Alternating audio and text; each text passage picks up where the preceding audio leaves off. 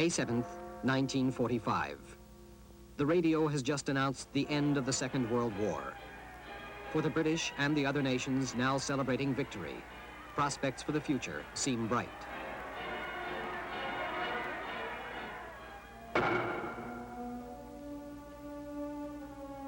Not so for this young boy, whose parents may have died in a ghetto or a concentration camp. He believes that Palestine is his homeland. But Jewish immigration to Palestine is forbidden by law.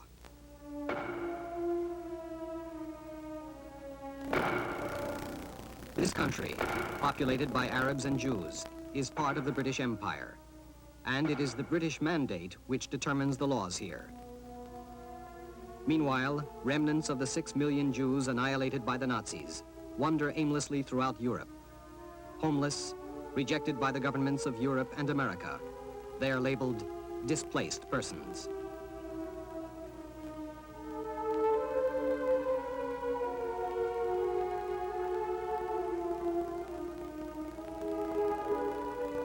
In the course of the next 3 years, a clandestine Jewish organization in Palestine organizes illegal immigration to the Promised Land. Called Hamossad La'aliyah Bet, it is supported by the 600,000 Jewish settlers in Palestine. Illegal immigration soon becomes part of the Jewish struggle for an independent state. Homeless immigrants turn into soldiers in the battle. This film tells their story. Germany, spring 1945. Here in Bergen-Belsen, more than 13,000 prisoners are still dying of malnutrition and disease. For these men and women, the liberators, British paratroopers of the 6th Airborne Division, have come too late. Royal Hospital, London. Residence of Sergeant William Chalmers, a veteran of the 6th Airborne Division. You told me before that you saw a concentration camp. Where was it, and could you describe what you saw there? Well, we saw the remains coming out. Yeah. The bodies, some were walking, some were carried, some were lame, and it was actually sickening. No, well, the bodies, they're even walking dead men. How did they look upon you, British soldiers? They were too dumb. They didn't recognize at all. They didn't have no feeling. They were lost. No feeling at all. They didn't know where they were. In the spring of 1945, no one thought the survivors and their liberators would soon meet again. This would happen in another part of the world, and the context would be entirely different.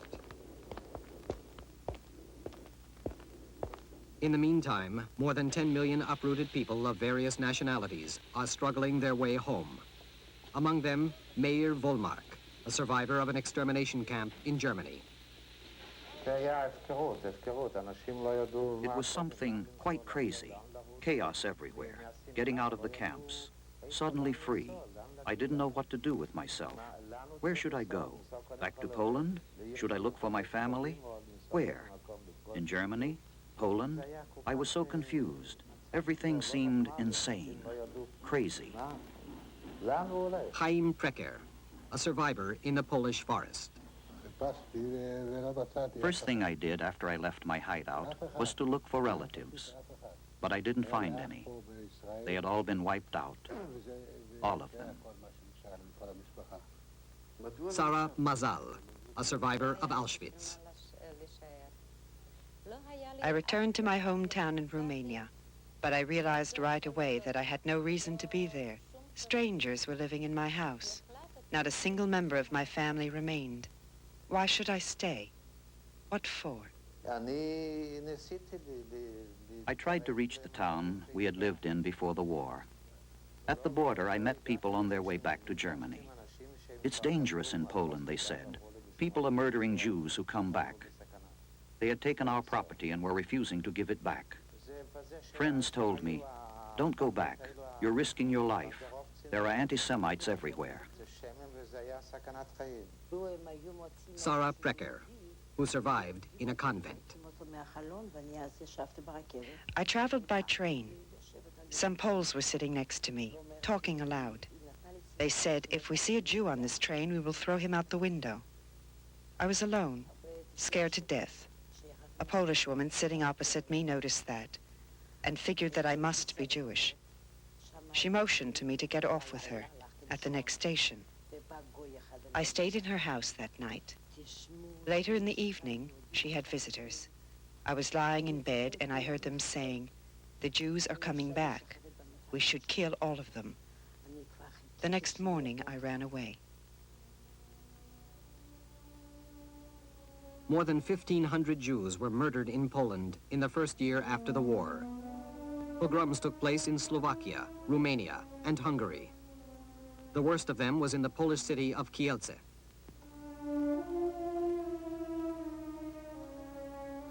On July 4th, 1946, 42 Jews were killed here, many of them former partisans who had fought for the liberation of Poland. While eulogies were given by representatives of the government, it was clear that Poland was no longer home for the Jews. Yet, where could they go? Europe and America were prepared to admit only a few. The only place these refugees were welcome was Palestine.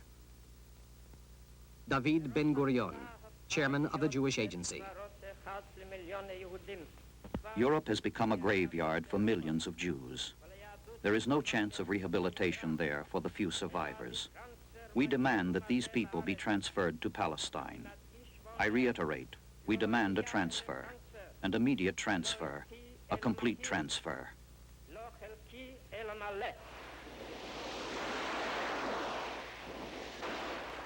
But the British Empire will not accept any sort of transfer.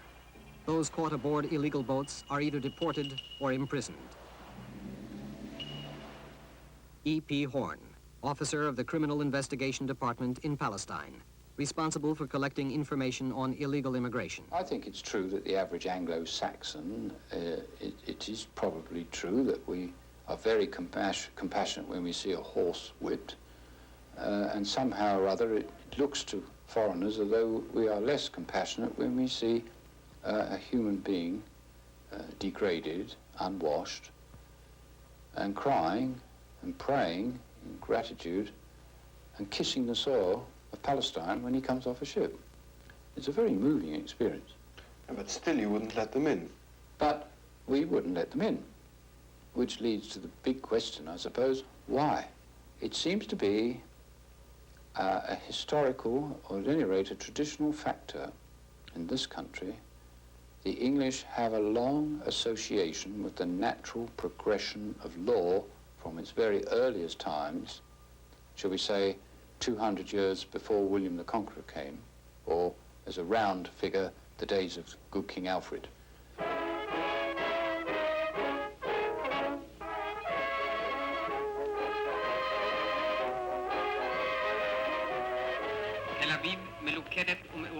The narrator of this old newsreel says that citizens of Tel Aviv are rallying against the immigration instructions of the British mandate, protesting against its inhuman laws. They demand a home for their uprooted brothers. Mr. Rokach, the mayor of Tel Aviv, declares, "If we forget thee, our brothers who have survived, may our right arms lose their cunning."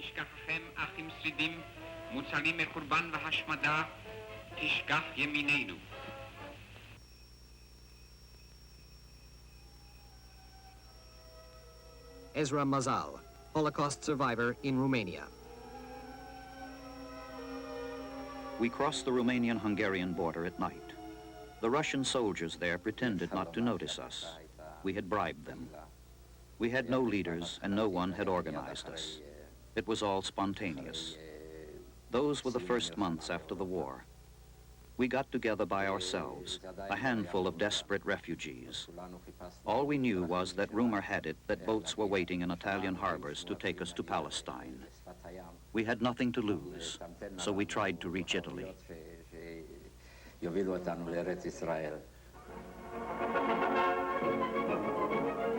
Italy, 1946.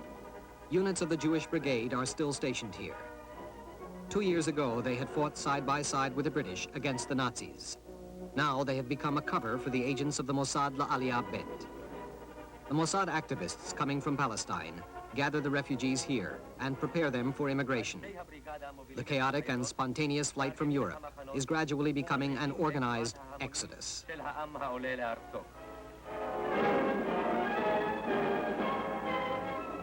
Gad Lasker, a Mossad agent in Italy. I met a group of refugees. They couldn't stop talking about the war. I thought then about my parents, who had been murdered in Poland.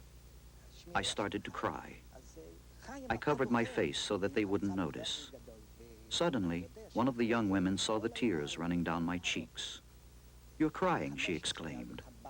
They didn't expect such behavior from a man from Palestine. "You're crying." Then she too began to weep hysterically and uncontrollably, and the others joined her.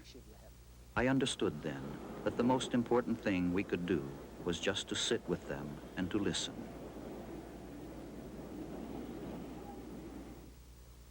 In the meantime, the Labour Party wins the election in England. When the party was in the opposition, it announced its support for the Jewish cause in Palestine. Now, Ernest Bevin becomes the new foreign minister. Christopher Mayhew, his parliamentary secretary. When the Labour government came in 1945, immediately they came into direct contact with the Arab point of view and Arab interests. And the result was a considerable tension between the government and the party. This was inevitable. And indeed, I think it's probably true of all Western governments that when they become a government, and they have to take note that there is a second point of view, the Arab point of view, they tend to go back on their previous strong pro-Israeli policies. As a result of the severe energy crisis in England, the fuel industry comes almost to a standstill. There is not enough fuel for the trucks carrying coal, and the winter is difficult. Ernest Bevin states, "The wages of the British workers are too deeply involved in the Mideast area to be lightly abandoned." Fuel comes from the Middle East, where the Arabs are the majority. To them, the Jewish immigrants are foreign colonizers threatening to dispossess the Arabs of their land. At this stage, the Arabs still rely on the British government to solve the problem. Clement Attlee, British Prime Minister. For a quarter of a century now, successive British governments have watched with close and sympathetic interest the progress of the Arab national revival. I need hardly tell you how much His Majesty's government deplore the state of unrest and disturbance into which Palestine has been plunged to the detriment of the interests and happiness of every community and indeed of every individual there. Illegal immigration policies become problematic, even inside the cabinet. Lord Emmanuel Shinwell, fuel minister of the Bevin government. The cabinet very seldom discussed foreign affairs. Foreign affairs was really a closed shop. If one reads Attlee's memoirs, one discovers that most of the foreign affairs policy was discussed between Bevin and Attlee by correspondence. It was one thing for Ernest Bevin to be Minister of Labour during the war, when he did excellent work on behalf of the country. It was another thing when he became Foreign Secretary. He thought he was going to achieve something remarkable, something significant, that he would be the man who would come to terms with Stalin, and the world would wonder and say, well, what a wonderful thing it is that these two great men have come together. He completely failed, but it was because of that he didn't care tuppence about what was happening in the Middle East.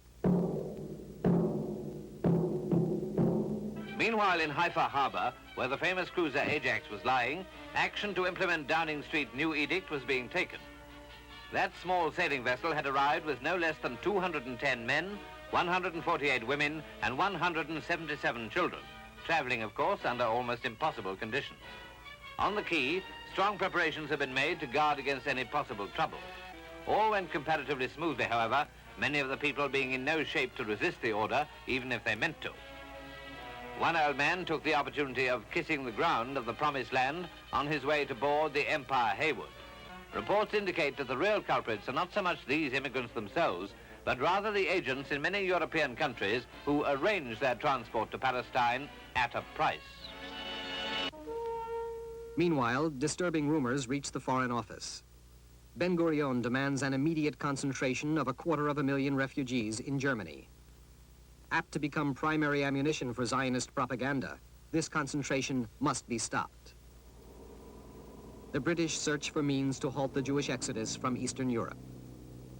By December 1945, the Allied military government in Germany and Austria establishes Law Number 161. The daily food rations of refugees from the East will be smaller than those of other refugees. The British mercilessly crammed hundreds of us into one hall. There wasn't enough to eat. We were hungry. We had no choice but to sneak out in order to steal what was left by the farmers in the fields. Whatever we could find, we brought back to the camp and passed out to everyone. It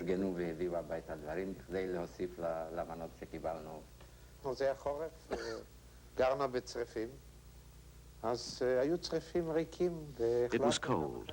We needed fuel to heat the huts. Once we took apart a wooden barrack, which stood empty, and used the boards for fuel. Some American soldiers tried to stop us, and a fight broke out. Some of us got arrested. We went on to Austria, but they stayed behind in prison.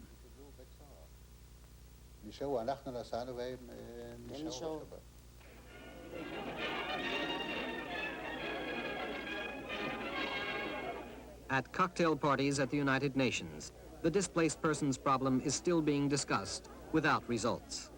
No country is ready to absorb 250,000 homeless Jews. Obviously, the banquet was a most auspicious opening to the hard and difficult work that lay ahead. A royal send-off, so to speak, in the happiest circumstances. Perhaps the most interesting shot was an animated discussion held by the King, his Foreign Secretary, and America's Secretary of State. They were presently joined by the Prime Minister, and I'm only sorry I can't tell you what they were saying. While diplomatic talks drag on endlessly, hundreds of thousands of demonstrators rally at Madison Square Garden in New York in support of the Jewish struggle in Palestine.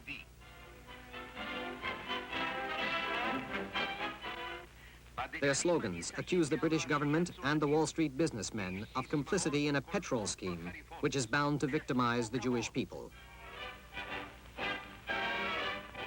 Among the speakers, Abba Hillel Silver, leader of the Zionist movement in the United States. Our people will have to fight for their freedom. All great peoples fight for their freedom. They will fight and they will win.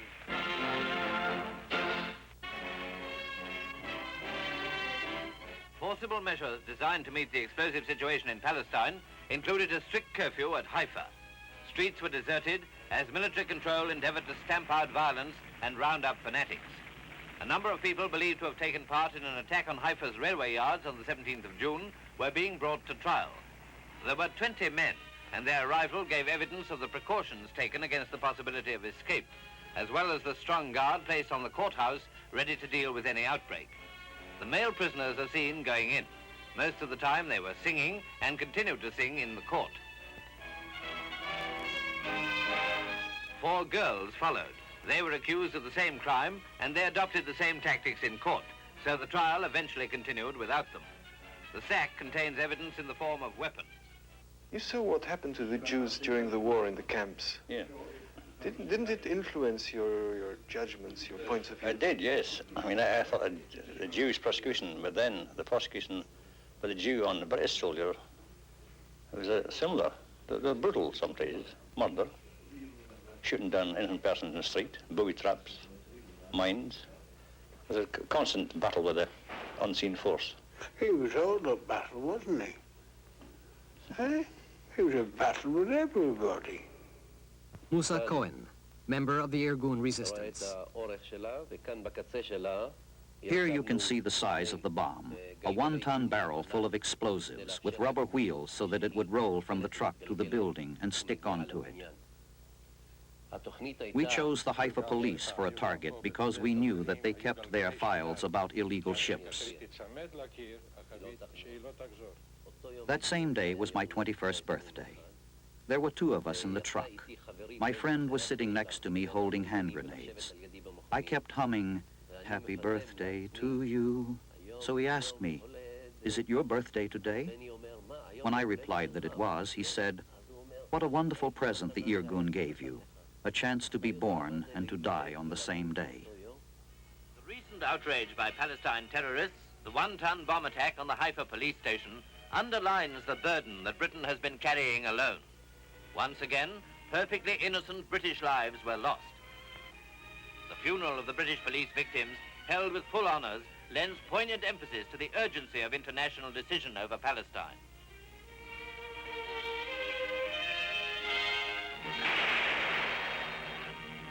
It's hard to convey this now, but at that period, Britain had enormous problems and responsibilities all over the world, and Palestine was a sideshow. I mean, Stalin, the formation of NATO, the creation of the Berlin blockade, Germany, the Marshall Plan, giving freedom to India and Pakistan. All these were on the agenda of the cabinet during this period. And Palestine, that was a sideshow. In Palestine, there are not enough prisons for the victims of this sideshow. Cyprus, the neighboring island, becomes the solution. The British government orders the immigrants are to be kept in camps pending a decision on their future.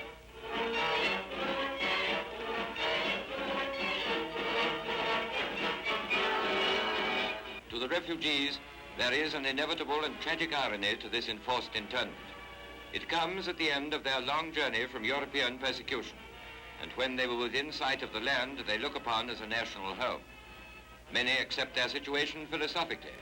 More aggressive spirits gather to demonstrate against the authorities.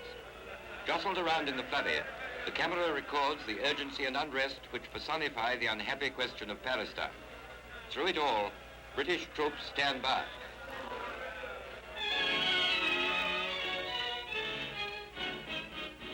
In the DP camps, uncertainty prevails.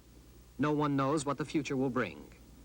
Yet these displaced men and women still cling desperately to semblances of normal life in a struggle to maintain their dignity.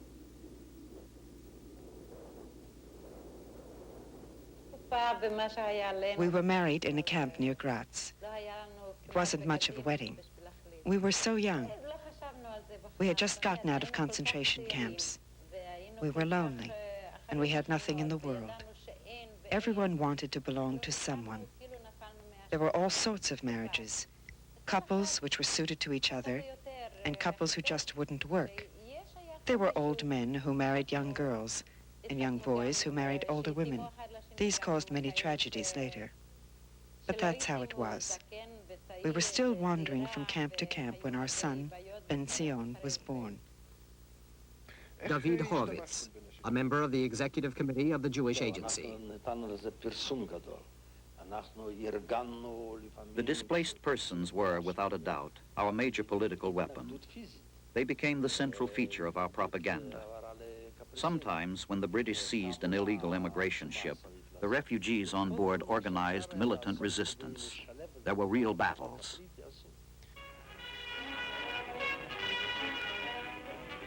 Violent resistance broke out against troops ordered to transfer the Jewish refugees to a ship, presumably bound for Cyprus. Fire hoses and tear gas were used in a battle lasting half an hour, during which a number of the refugees jumped overboard, apparently intending to swim ashore.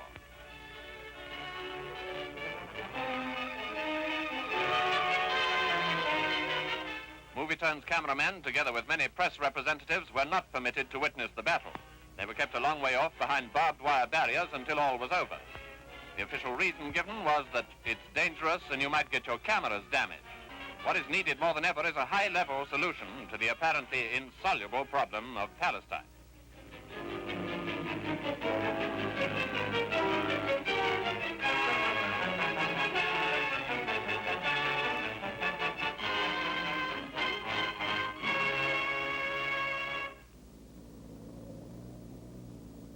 By fall of 1946, everybody knows that the chances of getting through to Palestine are almost nil. But the refugees have burned their bridges behind them, and they expect nothing from Europe. At the border of the French sector of Austria, we were stopped by the French, who sent us directly to prison. We spent a night there, sleeping on the floor. The next morning, I was interrogated by a French officer. He seemed very friendly. I think he took pity on us. He hesitated a bit, but finally stamped our false papers and, pointing to the border, said, "That's the way to Italy."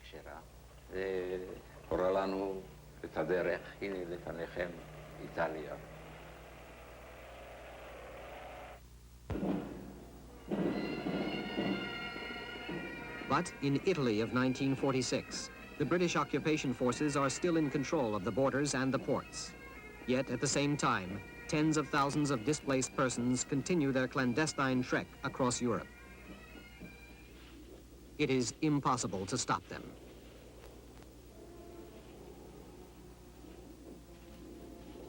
Winter 1946, a passage through the Alps.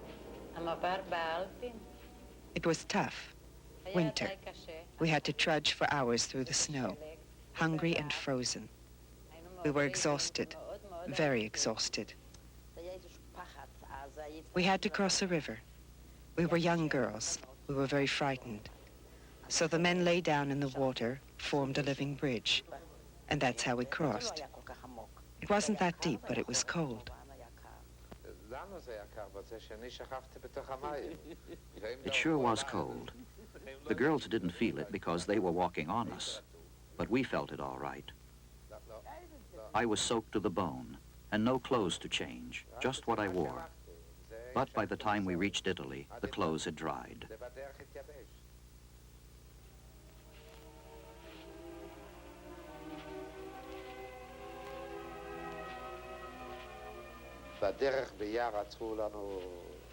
Near the border, we were stopped by Italian guards. But before we had set out on our journey, we had been equipped with American cigarettes. Right here, under my coat, I had a whole carton of them, a kind of belt made up of packs of cigarettes. We handed them out to the guards, and they said, "Run on ahead. We'll fire shots into the air, but don't be frightened." And that was how we got into Italy. There were already trucks waiting for us there, accompanied by an Italian who led the caravan. He hurried us. אז הם אמרו לנו, אנחנו ניתן ירייה, אבל אתם אל תפחדו, רק ללכת יותר במהירות.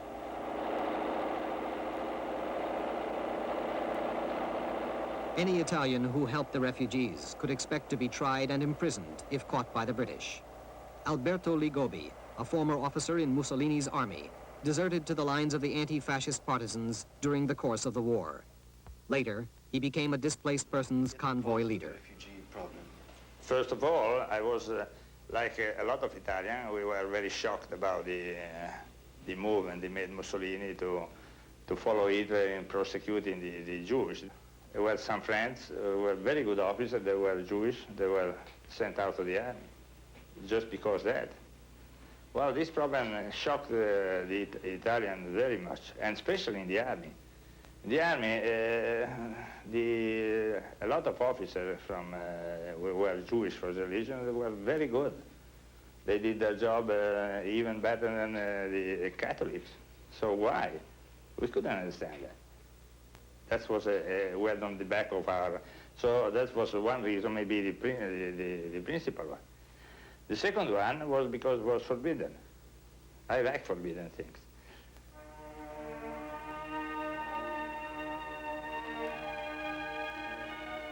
Più di un anno e mezzo è trascorso dalla fine della guerra, ma l'Italia è ancora alle prese con la crisi economica ed i problemi finanziari. E a Roma impervia il freddo. More than a year and a half has transpired since the war's end, and yet Italy is still in the midst of a serious economic crisis. Unemployment, hunger, a scarcity of staples, the black market.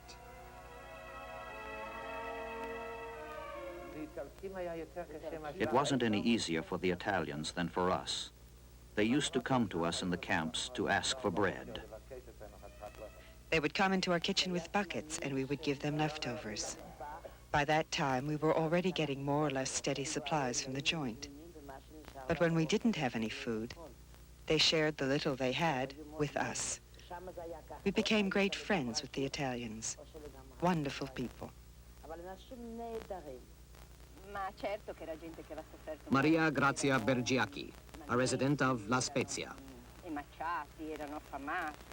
We could see the suffering in their faces. They were starved and emaciated, forced into small quarters with their little children. Their women had stretched clotheslines in order to hang out the baby's tiny underclothing. We helped them as much as we could. We brought them food, medicine, whatever we could get. The people of La Spezia felt their pain. In their eyes, we saw their burning desire to reach the promised land. Maria Bergiacchi's father owned a small shipyard next to the port of La Spezia. Here, wrecks of old cargo ships were turned into illegal immigrant boats. Under normal conditions, Maria Cristina was fit for a crew of 15 people. Now it had to carry over 850 passengers. Its name was changed. Haganah Ship Unafraid.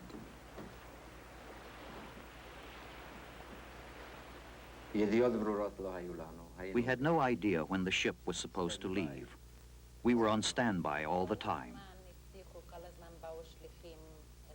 Every day we had an agent for the Mossad come to tell us, be ready. We are about to leave soon. This soon went on for 2.5 years. Gad Lasker, now captain of Unafraid. Each ship encountered endless delays. So did ours. We had to move from port to port to avoid attracting attention. We had to hide. Just before the departure of our ship, we noticed that we were being spied on by the British. Somehow they had discovered that we were preparing a ship. Autumn 1947. The Italian ports are still under strict surveillance by the British and American navies. Ada Sireni, an officer of the Mossad in Italy, secretly turns to the admiral in command of the Italian Navy. She needs his help. At first, the admiral thought I was the mother of an Italian sailor who had fallen in the war, and so he agreed to see me. He was sitting at a desk writing something, and without looking up, he said, "Sit down, madam. What's your name? What can I do for you?" I replied, "My name is Ada Sireni, and I am second in command in charge of illegal immigration to Palestine." He jumped up from his desk, dropped his pen, and cried out in amazement, "That's what you came here to tell me?" "Yes," I answered. "We need your help." Then he asked me, "How can I help you?"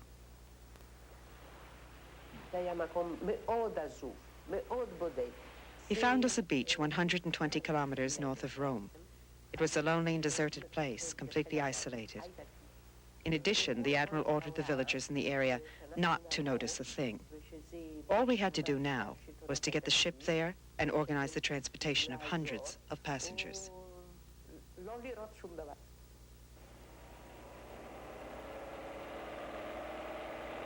I still remember very, very clearly now. There were old people, young people, very young, mothers, sick people. And, well, I never had the soldiers so disciplined. I had to keep them quiet. I told them sometime we had to have this very discomfortable means of transportation. At the minute I said down, and they disappeared. It looked like the truck was empty. I said no noise. Even the small children couldn't cry. Sometimes I had to stop because they wanted to have their, or either to drink or to make what they had to do. I say, all right, 2 minutes. They jumped out. In 2 minutes, they were all back again. Every evening after dinner, I gave my baby sleeping pills so that he would be quiet if they came to take us. He was only a year old.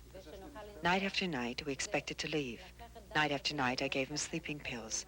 And each time, the trip was canceled at the last minute. I was worried about the child with all of those sleeping pills. One night, I decided not to give him any more. I even unpacked the suitcases and went to sleep. Of course, that same night, the agent came and said, "Aren't you ready? There's no more room on the truck." I took off my shoe and threw it at his head, screaming, "We've had enough." He had to give in. We had to go.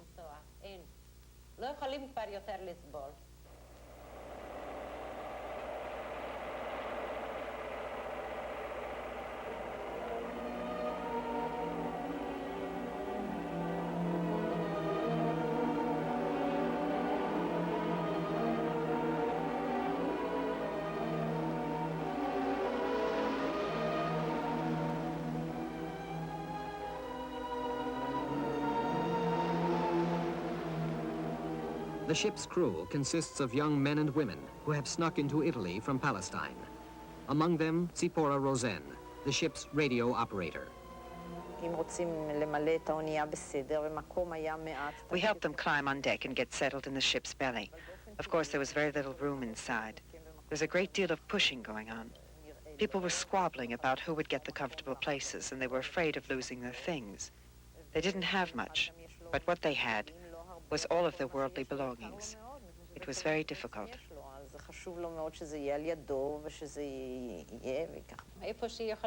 The wooden bunks reminded me of Auschwitz.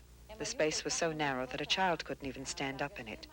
So I used to roll my child into the compartment and then roll him out. That's how we got in and out as well.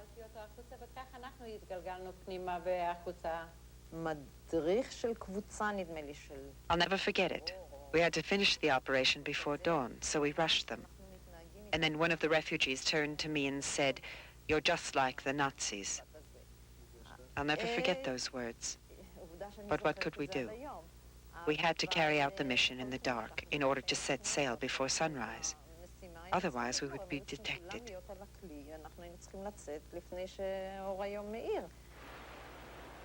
At the same time, 2 destroyers leave the port of Malta on a routine tour of duty in the eastern Mediterranean.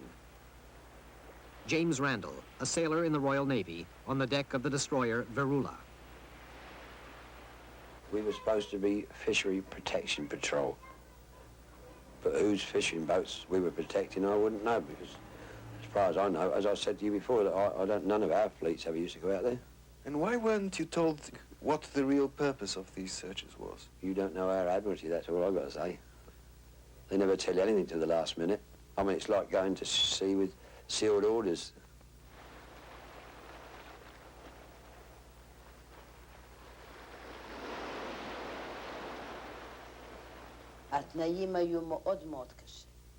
It was awful. We lay there like sardines. The boat was small, and there were more than 800 people on board. We had to lie there for 14 days in the filth and the stench, vomiting all the time. Most of the passengers were women and children. The seas were rough during the entire voyage.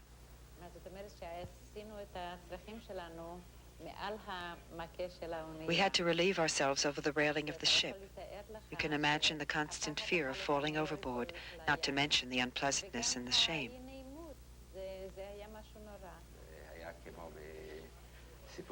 It reminded me of the stories of slave ships. The slaves were bound with chains and forced to relieve themselves right there.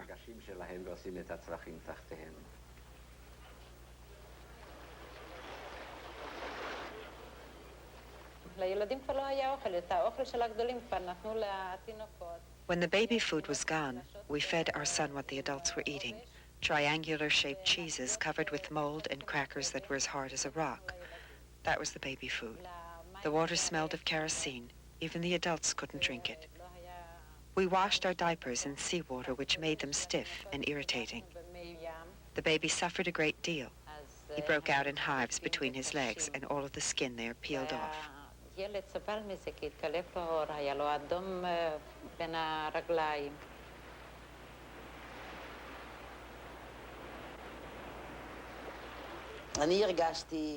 It was a nightmare. We had to lie there for 14 days. I was seasick the whole time. I didn't eat a thing, and yet all I did was throw up. To this day, I don't understand how I lasted for those 14 days with only a slice of lemon and a bag to vomit into.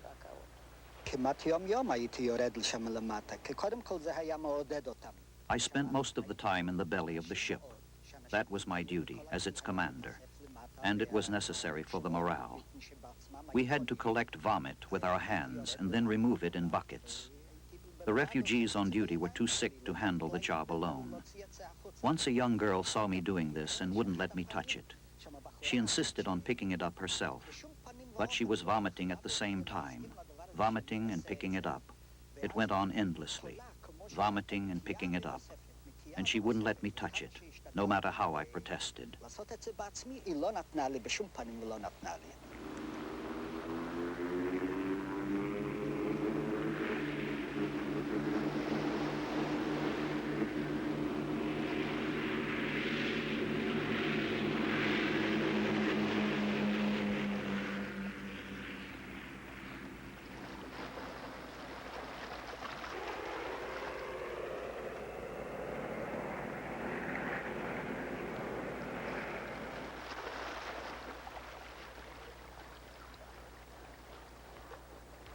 פתאום קרייצרים, באו מתחת לים באו. Suddenly, the destroyers appeared as if they had emerged from underwater. There were two of them. They converged upon us from either side, pressing against our little boat until I thought it would break right in two. ידענו שאוטוטו נשברה לחצי. We were with for, I think, approximately 2 to 3 days, just going parallel with her, you know, and our captain, Captain Stallman, Commander Stallman, he was holding conversations with them all the time, you know, like asking them, could we come aboard and inspect the papers, and they had an American skipper on board. But when we got on board, we never did find him. We announced that we were a freighter sailing for Turkey. They replied through the loudspeakers, "We know very well who you are. You are not a freighter." Our ship had some kind of Turkish name. Since the heat was insufferable, we were all naked inside of the boat. Then they removed the tarpaulin and the icy wind came in. We climbed to the deck to get some fresh air. It was cold there. Many of us contracted pneumonia. My baby came down with a high fever. So they're pretty filthy, and it really did stink. Plus, well, there was a doctor on board, and I think he'd had a pretty rough time, because I know on that one there was a couple of dead babies, and any amount of pregnant women, if you know what I mean.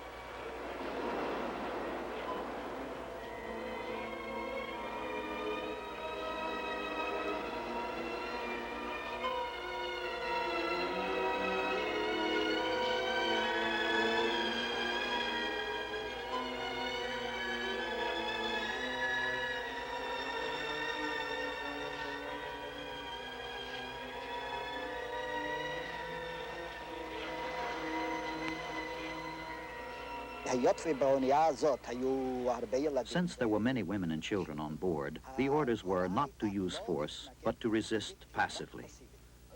These were the instructions we received by radio. We were always in contact with the Mossad on shore. This was a great maneuver of theirs, that they used to put all the women and kiddies on the upper deck. And when you had to jump on something, you just couldn't help it. I mean, to refuse to go was, I mean, that was, you just will go straight to jail. I mean, we're only doing what we're told, that's it. All at once, the sailors cast their ropes onto the ship and jumped on deck. They didn't use force. There was no fight. They just took over the helm and began to steer the boat. Our crews went into hiding. We didn't have a casualty, but one chap didn't make it. He happened to grab our guardrails, and they pulled him back on board.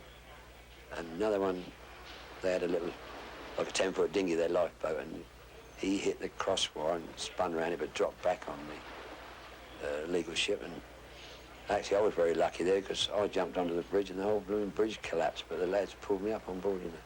What did they look like when they sat? Really exhausted.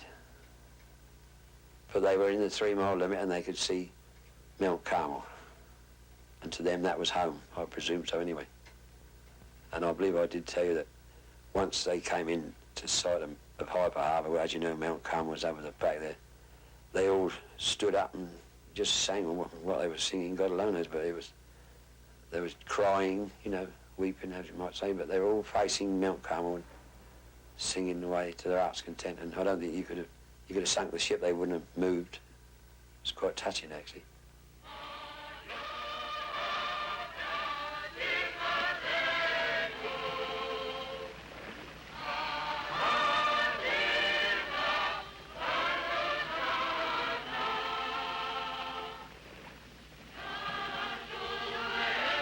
On December 25th, 1947, the following story appeared in the Haaretz newspaper. At 9:30 in the morning, the illegal immigrant ship Unafraid docked at Haifa with more than 850 passengers. Curfew was declared only in the eastern section of the port. In other sections, the routine fruit loading continued. The immigrants were greeted by cloudy skies and by dark-faced soldiers heavily armed. A stillness prevailed in the port as the boat was tied to the platform. The gangplanks were lowered and the immigrants disembarked. As soon as they passed through the tents where they were examined and decontaminated, they were led onto the prison boat, Ocean Vigor. The Ocean Vigor set sail for Cyprus at 2:15 in the afternoon. 6 women had to be brought on deck on stretchers.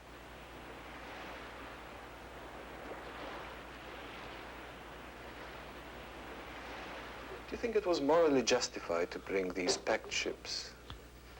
Well, the Jews have chosen people, so they say, as part of the plan. I don't know.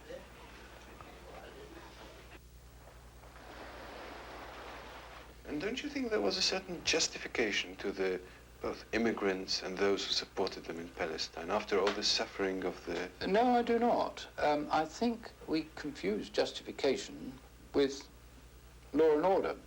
Anybody in England knows that law and justice are two different subjects, and not necessarily do they go hand in hand.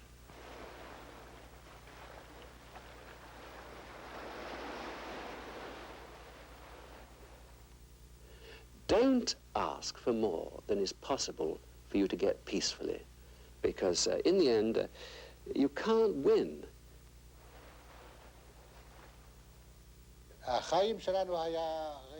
Our lives were like a prize won on a lottery. 6 million of us had been wiped out. How many had survived?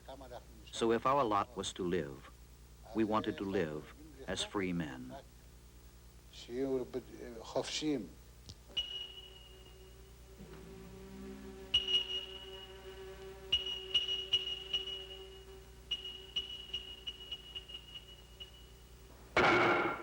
Cyprus, 1947. Another detention camp. It took 5 more months until the State of Israel was declared. For the Mazal and Precker families, and for thousands of other Jewish displaced persons, this meant that only now had the Second World War come to an end.